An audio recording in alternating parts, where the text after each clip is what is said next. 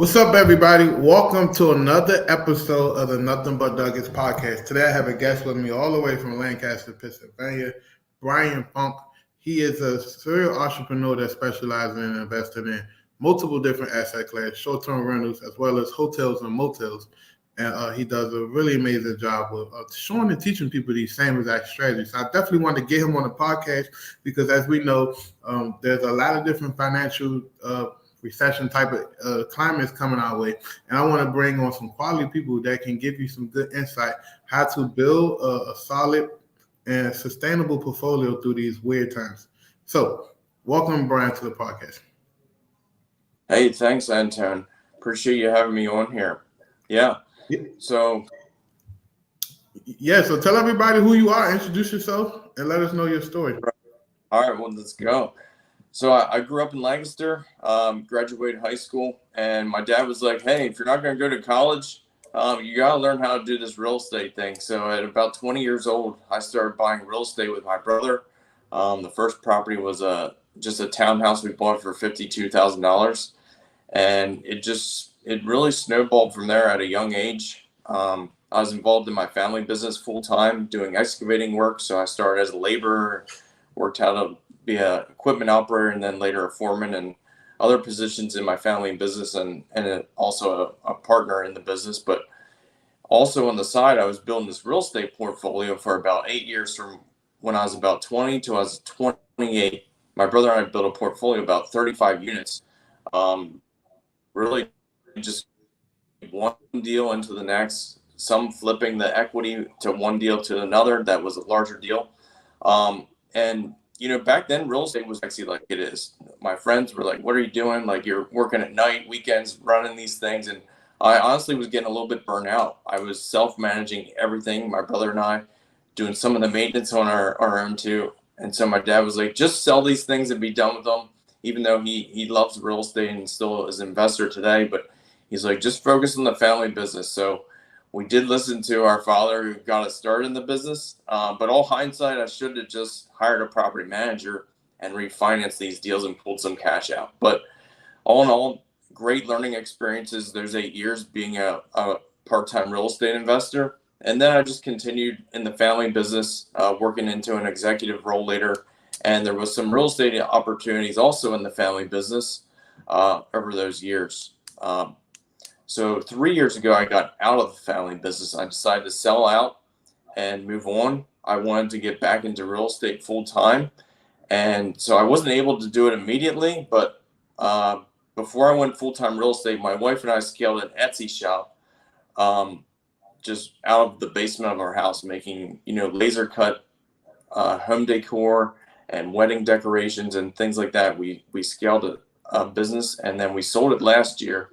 And we self-financed that business to create some passive income. But back to the real estate, the past 3 years, I've been getting very involved and very intentional, surrounding myself with great people, like Antoine, and getting in some mastermind groups, things like this, just investing in myself to go faster. I didn't want this to take the rest of my life to learn how to scale a portfolio. I wanted to do it faster. And so I found a local group in my town that has a really good mastermind. It's called Elevate. They had a big conference last week, and they do once a year. But yeah, got around the right people, like-minded thinking people who, are investing in real estate, who are doing bigger things. And that really was a really big game changer, and really took, what I needed to learn on my own. And it really took like 10 or 15 years and crunched it into like 1 or 2. And so I've been picking up some nice deals the past couple of years, and been learning this Airbnb thing also. So my wife and I had a desire to have a second home, and we didn't really want to pay for this second home. We were like, how can we pay for this? So we started talking to people about Airbnb, and my realtor was like, dude, you got to talk to this guy. He can rent your place out. He'll manage it. You won't have to do much, and you'll have the second home paid for, other than putting some down money and buying the furniture. So last year, we ventured into Airbnb in about March. So that was our first deal. It was a really cool cabin with a in-ground swimming pool and a separate cabin for like a pool house. It was a really beautiful property. and we got it furnished and fixed up within about 2 months, and we got it off to the market. And we didn't think it was going to rent this fast, but it really took off quick. We were starting to rent the first couple nights out for $800 to $1,000 a night, and it's only climbed up to now to $1,600 a night over the summer on the weekends. So that project really went pretty quick. And it was really amazing, and that's why I'm in the Airbnb business now, not full-time, but part of what I do is Airbnb and investing in them, finding properties that are very attractive to the market, and just getting them renovated and decorated in a way that are very, I like to operate at the top of my game. And when I look at the whole portfolio of Airbnb, I won't be operating in the 5 to 10% on the upside, because I want my property to be very relevant. I'm not just looking to have grandma's, weekend cabin to rent out. I'm having something that's like really attractive. And so, yeah, that's about me, Antoine. So let's go back to your Etsy store, right? You was an e-commerce. Yeah. What made you decide to sell? Like, what made you exit that? To sell the Etsy business? Yes. So I was working in the business. My wife was working in the business, and I didn't really want to do that anymore. It's taking about 5-6 hours of my day, and I wanted to put that time into real estate. So I realized if we could sell this business, it would be a benefit, create passive income, and it would buy me that time that I needed to do real estate full time. Yeah. That's awesome. So basically, the way you structured it, you sold it, I'm pretty sure, like owner finance to someone else, and they pay you monthly payment. Yeah. We owner financed it to someone we actually knew. We never took it to market. But yeah, one thing on the Etsy stuff, just so I'm clear, it is illegal to sell an Etsy shop. So we did not sell 100% of it. We sold 99%. So I had attorneys looking at all this. It's completely legal, but all disclosure, we did not sell the whole thing, because you can look it up. It's illegal, and they will come after you. Nice. And you talked about the masterminds, the importance of joining masterminds. What made you decide to join a local mastermind versus a national mastermind where you have to fly to meeting? So I knew some guys in my hometown that were running this mastermind, and my family knew these guys, one of them, and they really had good qualities, things that I look for in people that I want to surround myself with. And so that's really why they meet in person. So I knew it'd be less travel time. But really it's just because I knew their character. I knew who they were and what they stood for. Nice. And how much do you think that the mastermind actually helped your business? Like, what are some things you think that a person can take away from joining a mastermind? Oh my goodness. Like, honestly, it was a big decision to join this mastermind. It was expensive. It was a 5-figure number. And my wife and I, we were really on the border of doing it, but man, it's changed everything. And the returns on that investment it's so far multiplied in so many different ways that it's beyond measure at this point. But man, I can't stress it enough. Do not try this stuff on your own. If you're starting out, you need to get around some other people who can help you make the shortcuts, who have made mistakes. You can learn from their mistakes. You don't have to repeat some of those things. You can go so much faster if you get in a group and start maybe partnering with another person or two. You don't want to go at this thing alone. You have to surround yourself with the right like-minded people who can really help you. I agree. And do you care to share like some, if I wanted to get started at Airbnb, what would be some things you think I should kind of set up at the beginning before I do anything? So if you want to get started in Airbnb, there's a lot of different ways to start. Of course, you can always do the way where you go and get an apartment, you rent it out, and you co-lease it, and then you do Airbnb the arbitrage way. That's probably the most simplest, requires few resources, very few amount of capital. That is one way to start. I never went down that road. I've been doing some larger deals, but that is one way to totally start in this business. The other way would be, depending where you live, maybe you can rent out some extra room in your house. Like, you don't even have to do Airbnb. You could do like traveling nurse for 30 days. But maybe there's some extra room on your property that you could utilize to do Airbnb. Again, it would require very little resources and startup costs. So, and then if you do have some capital, maybe you want to go buy a property and put 20% down and buy the furniture and get it fixed up. Maybe it's something that is not super expensive. I was looking at a property just last week. It was about $100,000. It was 5 acres. It had like a big pavilion part of it. It had an old rail car literally on the property. Wow. So I know that would do extremely well. But so for $100,000, like, you could finance 80% of this deal. And I know that project would cash flow. If you fix it up, put the time in, the sweat equity, get it fixed up, that it looks very well in the market. A project like that you could probably do for maybe, 40, 50 grand in cash. And maybe you could find that cash somewhere else to borrow. You might not have to use your own money to do something like that. But man, the sky's the limit when it comes to Airbnb. I mean, my friend, he had a pavilion on his property and he turned it into a cabin, and he's rented out for like 150, 175 a night for, he put about maybe 10 grand to take a pavilion and turn it into a cabin on his property. And so the sky is the limit, and as big as you can think. Yeah, it's just where you can go with this is mind-boggling. So that's really why I like Airbnb. You can be very creative, and you can literally create your own micro market at a location. I love it. So the question is, do you think the banks like it if you say, hey, I'm taking out this loan for Airbnb, or how should you position that with the banks? So typically when I go and do a project, I'm going to have to underwrite it, and I'm going to have to come up with a pro forma, and, I'm going to have to come up with expenses and then some gross income that I'm estimating, right? And how I'm going to have to work that up. I'm going to have to start looking at some comps. So take the railroad car example. I'm going to go on Airbnb. I'm going to see what is the nearest Airbnb this place probably could have slept like maybe 8 to 10 people, right?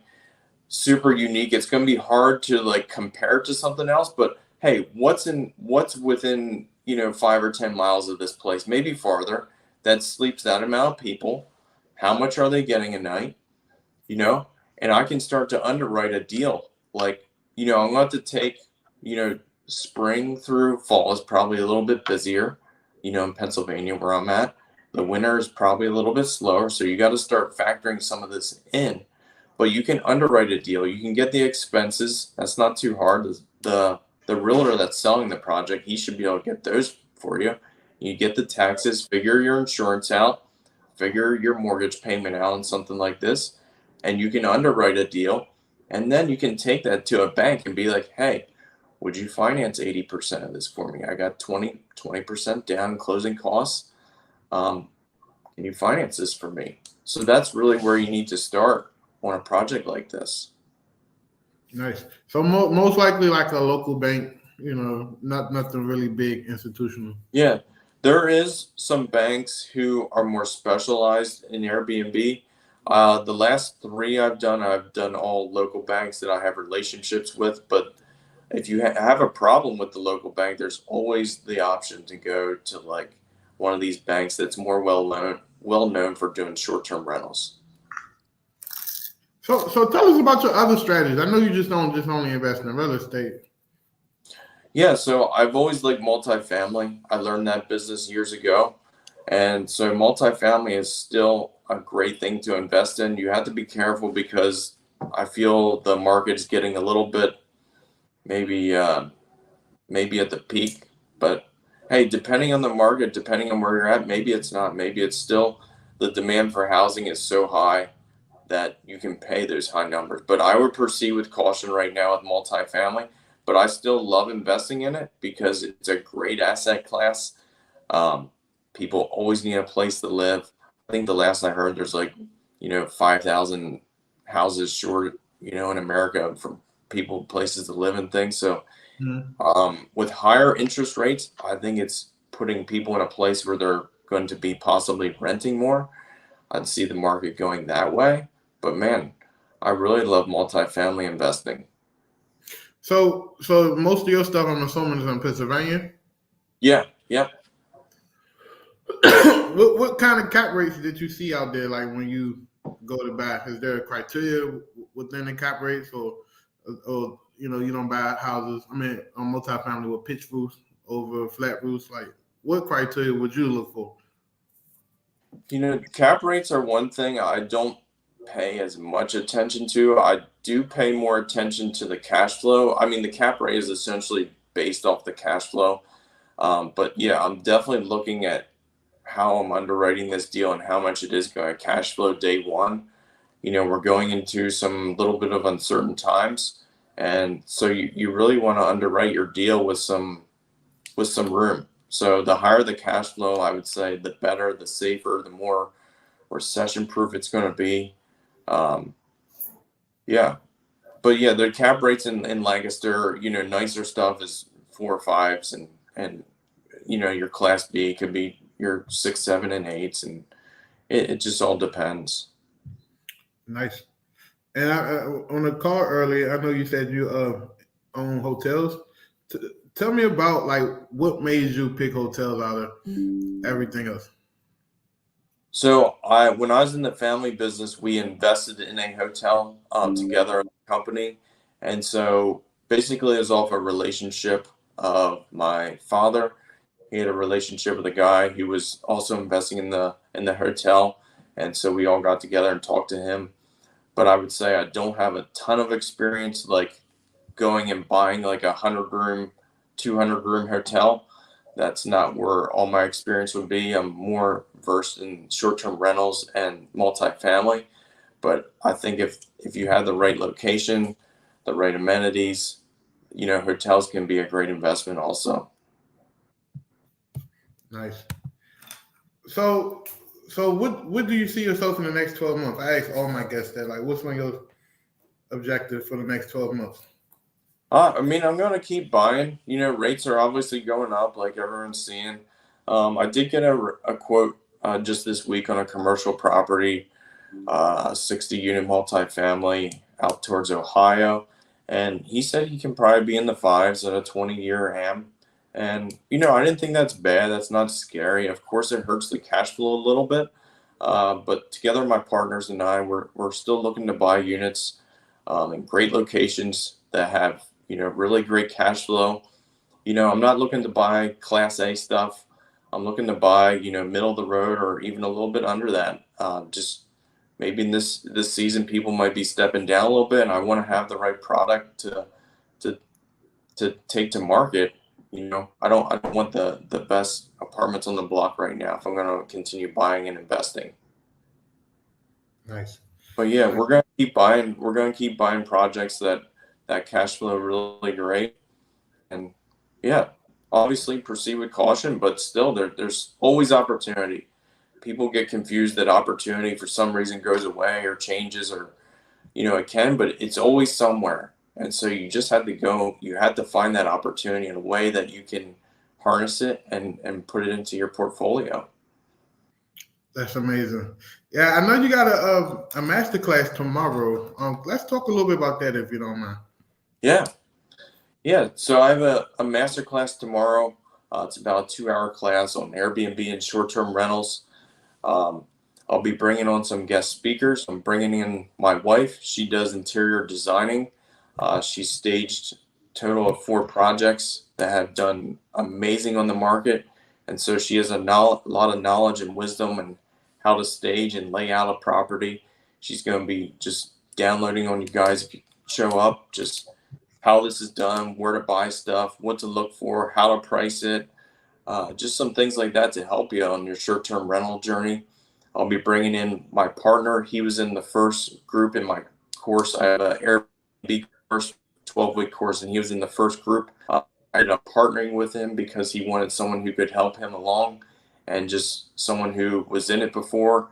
And so we did a deal together up in Penn State. So it's about 20 minutes from Beaver Stadium. So we're really excited for that project coming to market this fall. We really expect it to do really well. There's a lot of action up there in the fall in Penn State with the big football games and everything up there. And then I'll be bringing another friend of mine. I mentioned him earlier, but he lives at his residence and Airbnbs out 2 separate units at his house. So he's going to be talking about how he lives literally expense and mortgage free by optimizing Airbnb and short-term rentals, but also living there at the same location. So he's like living there, he's living for free, mortgage free because the Airbnb is paying for it.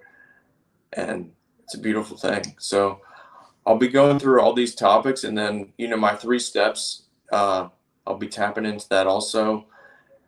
How to find an asset, what to look for. Step 2 is, how to fix, furnish, and set up an asset. And then 3, how to manage, a short-term rental project. Because there's all kinds of things that can come up in short-term rentals and having a place, but it's all figure outable, right? So it's doable, but that's going to be what we're going to be learning about tomorrow. Excited about it. Yeah, I'm excited for you. So, I mean, like, this is the most perfect opportunity now to get into short-term rentals because I feel like it's a good alternative asset class if you don't want to, own a hotel or own an apartment complex. So, yeah, definitely. Yeah, the revenue that one short-term rental can bring off, I mean, can easily hit there's one asset that you might spend 600 to 800 grand on total, like all in. Like you can easily hit 6 figures in gross income, and it's pretty amazing how it works. But I do think, like, even in a softer market, even in a slight downturn, people are still going out. Like, imagine this one place we just put on, it can sleep 14 people. Well, if say it's $1,000 a night, right? Well, 14 people come together and split 3 grand into 14 people for 3 nights, and you can still have a great getaway. We have pool, we have a hot tub. You're out, like my property is 1,000 feet from the nearest neighbor and a beautiful view of the mountain. I don't think Airbnb is going away. I think it's here to stay, and that's why I'm pumped up about Airbnb and want to share it with people. But what about the places that's like double down on regulations? Like, what would you say to people that's in them cities that want to get started with Airbnb? I would proceed with caution. I am not investing in areas where the market's saturated, where there's too much competition. You could be banking more on appreciation than cash flow in some of those deals. I just proceed with caution. I'm not saying don't invest. I just proceed with a lot of caution and make sure you know what you're doing to go into areas that might be higher regulated. I just heard down in Florida that they're going to possibly like a 7-week or 7-night minimum. That's down near Sarasota. They're talking about going to that some places. So where there's a lot of action and regulated, it's not as easy. This cabin I just bought in Pennsylvania, there's literally no zoning. Like, we're just out in the middle of the woods, but people want to have that type of experience. And so that's just where I'm choosing to invest right now.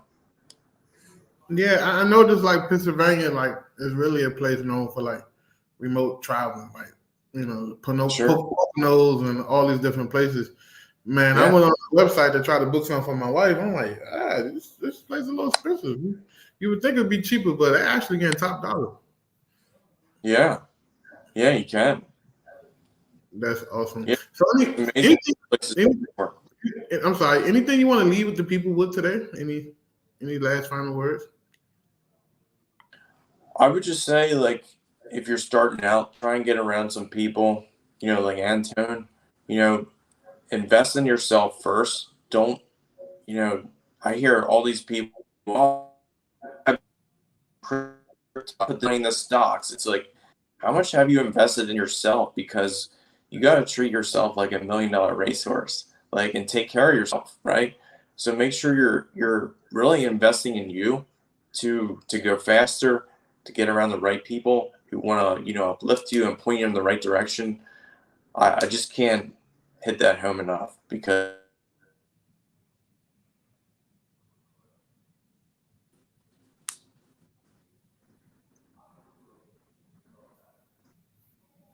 It sounds like I lost you.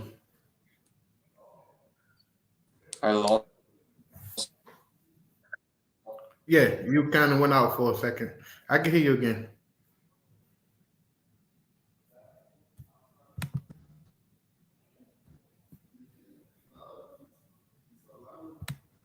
You there, Antoine?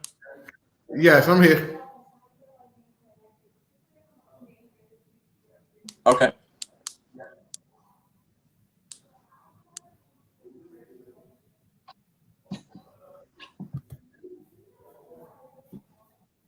Are we cool? Yes. Are we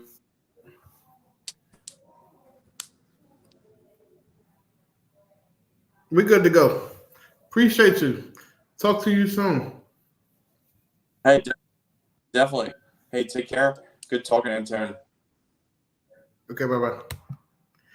There you have it, guys. Brian Funk. I brought him on because I wanted to kind of show you guys that you can actually invest in short-term rentals. You could even take your house. If you got existing space, you can rent out a bed, you can rent out a room. Shit, you can take a shed and turn it into a area where people rent out.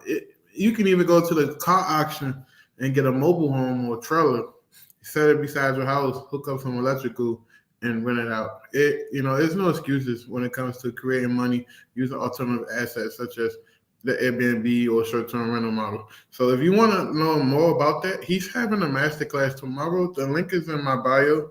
Click it. The tickets is cheap. Get in there and learn. Learn as much as you can. I'm always the type of person I love learning and being around different people because it expands my horizon. If you need a virtual assistant, text my phone 202-335-3322. The Nothing But Nuggets podcast is back. I got a bunch of people lined up for the next 30 days. You're going to love it. This week, we're going to be interviewing someone else, another real estate investor that's crushing it in Jacksonville, Florida. I can't wait. If you want to be on the podcast, shoot me a message at support@ceo929.com. Title it podcast. I get you on that podcast. If you are in any niche, it don't matter. We call this Nothing But Nuggets because we want you to come on and tell us exactly all of the different nuggets that we can do to take our life and our business to the next level. Listen, like I said, if you want to come tomorrow to his event, just click the link, show up. I think it's for a couple of hours. It won't kill you. We also working to drop my ebook, Outsource from Bible. I can't wait till that drops so you can get a copy of that. Appreciate everybody. Like I said, we're going to lead this up. We're going to be streaming on all platforms moving forward. We're going to be on Spotify, iTunes, all of that for the Nothing But Nugget podcast. It's about to get crazy. Talk to you soon. Appreciate you. See you next time. It's your boy, Antoine Campbell. Don't forget to follow me, CEO929, on IG ASAP.